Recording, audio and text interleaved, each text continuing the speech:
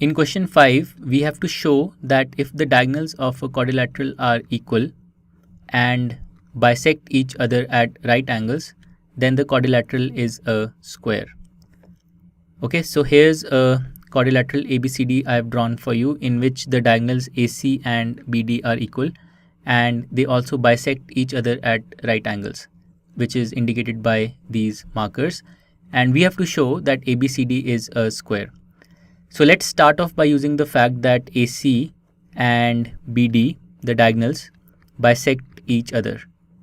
Now in any quadrilateral, if the diagonals bisect each other, we know that that quadrilateral must be a parallelogram. So ABCD is a parallelogram. This we can directly claim now. Now ABCD is a parallelogram and the diagonals of ABCD are equal, AC and BD are equal.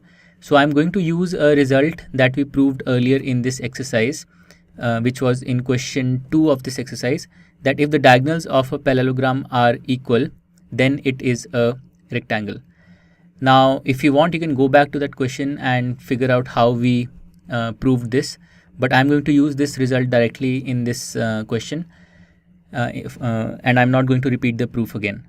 So because AC is equal to BD and because ABCD is a parallelogram, we can now claim because of this result that ABCD is a rectangle. So ABCD is a rectangle. The other result that I'm going to use is a result that we proved in question 3, that if the diagonals bisect each other at right angles, then the quadrilateral is a rhombus. And again, if you want, you can go back to this question, watch the video again and figure out how we prove this, but I'm going to use this result directly for this problem. So because AC is perpendicular to BD and because AC bisects BD, we can directly claim that because of the result from question 3 that ABCD is a rhombus as well. Okay.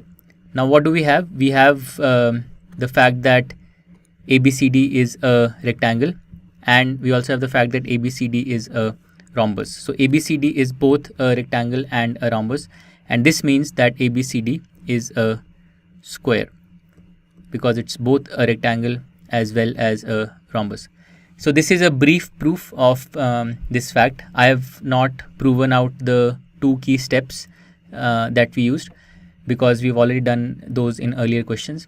But if this question comes on an actual test, you will have to write out the steps in full. You will have to explain, that if AC and BD are equal, why is ABCD a rectangle? And if AC and BD are bisecting each other at right angles, why is ABCD a rhombus?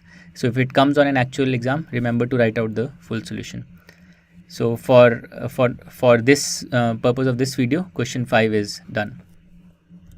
To learn more about how QMath can help you crack school and board exams, explore QMath Leap, a live online classroom program run by highly experienced and committed teachers.